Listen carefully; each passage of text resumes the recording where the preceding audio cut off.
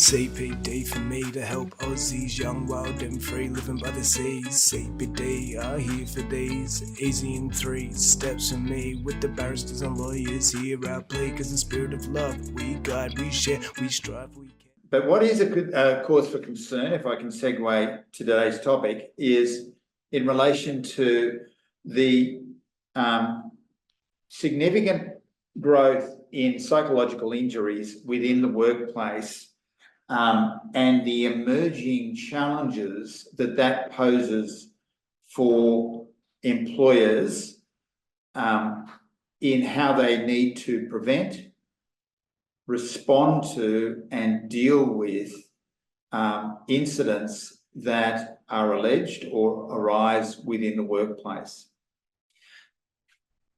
There was a time where if a client approached me or a friend rang me and said that my daughter or son is being bullied in their part-time job in the local restaurant, you know, what can we do?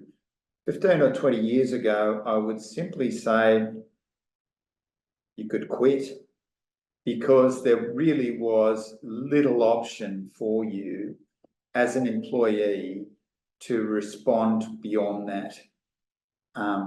But what has happened since then is that there has been this massive growth in regulation, I use that in a lay sense, of this area, and it arises, it's got to the point now where an incident arises within a workplace, up to 5 different pieces of legislation can have a bearing on the outcome. So that is, and each of those legislation has something different to say about what should be done in the situation.